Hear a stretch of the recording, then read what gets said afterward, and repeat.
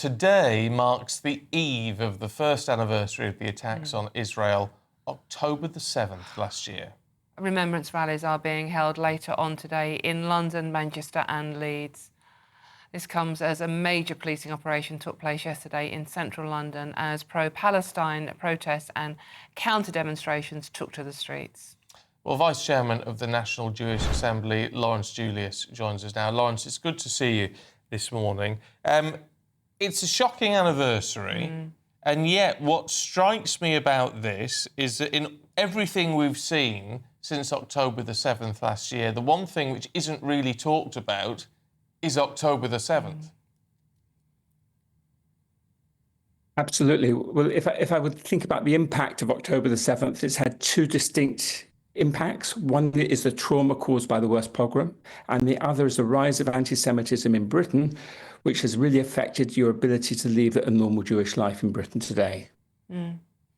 Why do you think, Lawrence, that we aren't? I mean, there's many examples in the papers today, but rare that we see these, what it was like for the people that went through that. I read some harrowing examples of a lady that was taken hostage and has now thankfully been freed, but her husband is still there. And I can't imagine what she goes through on a daily basis, knowing what it's like in those tunnels for these hostages. Why aren't we talking about it enough? Why do we see protests on our streets and yet no one mentions the hostages? Well, I think it's down to the media and the media agenda and the mainstream media, BBC, Sky News, Al Jazeera, and the kind of thing they're reporting. They have a narrative. Hezbollah over the last year has fired 10,000 rockets into Israel. But who heard about those Hezbollah rockets before the last week? There have been tens of thousands of rockets fired into Israel the whole time. If you look at the media reporting, Israel's always shown as militaristic with no victims. While Palestinians, it's always humanitarian stories. We were actually in Israel on October the 7th. We felt the sense of helplessness and panic. We felt when Hezbollah, there was a rumour of Hezbollah were firing rockets, we felt a sense of helplessness. Yet if you looked at the BBC, even then, the story was on demonstrations in the streets of London against Israel's revenge, which was still to come. And talking about the BBC, it has nurtured this narrative to its network ever since then, one which is unsympathetic, it's not impartial, reporting is without context, and that's a real pity.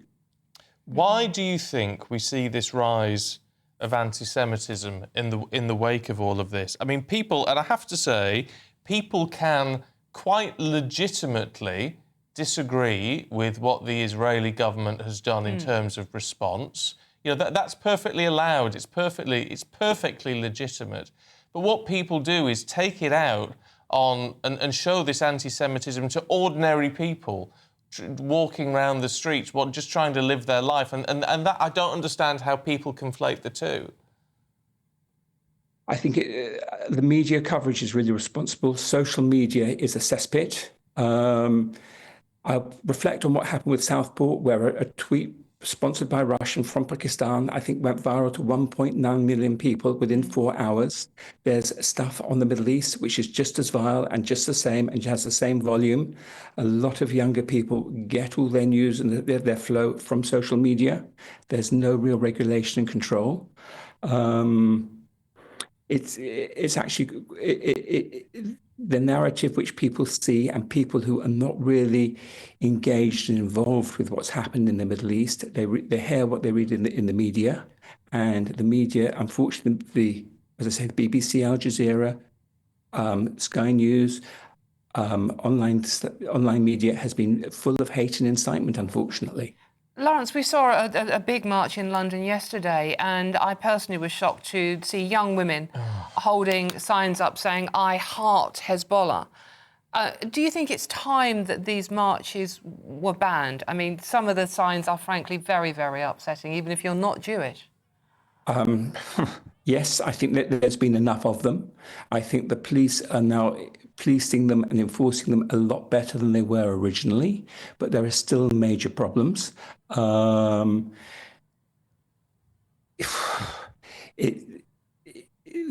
The fact that ordinary people in Britain should have the right to be able to use the streets and feel comfortable using the streets. If I talk about yesterday, At our synagogue, the first time ever when we came out of synagogue, there was a police van with 4 policemen outside sitting there. And I spoke to the police while we're there. We've been warned to expect potential trouble because of the marches today. That's the first time we've seen it.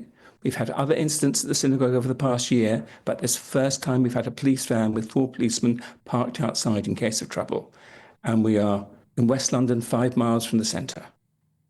That cannot, I mean, obviously it's not acceptable. I mean, obviously, whoever that was aimed at, whichever religious group or social group or anything else was being subjected to those sort of threats, action needs to be taken. Is enough being done? I mean, are you aware of stuff that's happening behind the scenes to try and make this better? There is regular liaison between the community and the police. The police have made it very clear that their primary responsibility is to maintain control, which I think the police have done incredibly well. But in terms of policing the hate, they have struggled to do that. There was the film a few months ago when Gideon Fulter came up to protesters overtly Jewish, and the police were telling him he shouldn't be there. But what I would take offence to on that day was the people shouting clear anti-Semitic, racist, hateful abuse at Gideon. The police did absolutely nothing about at that time. But the police were trying to control the demonstration rather than... One has to understand that if they try to arrest one person, they end up using 50 policemen and arresting 7 or 8. It's very... The police are between a rock and a hard place here. Lawrence, just finally, we are running out of time. Do you feel safe in this country anymore? I feel safe when I'm not overtly Jewish. Some time back, I was wearing a kippah in the street near our synagogue, which is sort of Shepherd's Bush area, and I had a bucket of water thrown out of a window at me. So I have not actually worn a kippah in that area. I know our rabbi has had abuse in the street, and I think it would be much for anyone in that area, certainly be careful of being overtly Jewish. There have, I think, been problems on the underground. I think someone tried to throw children onto the rail at Belsize Park a few months ago. There have been problems on the buses. I think people who look overtly Jewish have had considerable abuse, but it's a problem. You see it everywhere with just people stopping selling Israeli goods or whatever. You feel if you mention Israel, that's the wrong thing to mention to anyone. You feel the pressure. Heck, I'm absolutely shocked. I'm so shocked. I'm so sorry. Lawrence Julius, appreciate your time. Thank you. Thank you very much indeed. I mean, you just wouldn't... I mean, I would be shocked and appalled if that was happening to someone who was openly Christian, Muslim, Jewish, whatever it was. You should have the right to be yourself without these sort of threats. And it's just... there is something about anti-Semitism which people shy away from addressing, and I don't know why. No, I mean, there has been a rise in Islamophobia on the streets of London as well, and people have been attacked. Women have been attacked for wearing the hijab, for example. None of it's acceptable. No, none of it is acceptable, but I just find it in 2024 terrifying that we're at the stage now where demonstrating a sign of your religion invites people to attack you. I just can't get my head round why would you do that? There's so much hate in the world, it's frankly terrifying. Well, so you can disagree with what the Israeli government is doing. Yes. You can disagree with that. Of course. That's fine. That's not anti-Semitic, that's geopolitical. Yeah. But it's the fact that it then turns into this. We lose sight of the fact that not every Jew supports what Israel government are doing. We lose sight of the fact that not every Muslim supports Hamas and Hezbollah. No. They're different things. They are different things, and yet we just focus on the fact that you are this religion, I'm going to hate you. That's just appalling. It is appalling.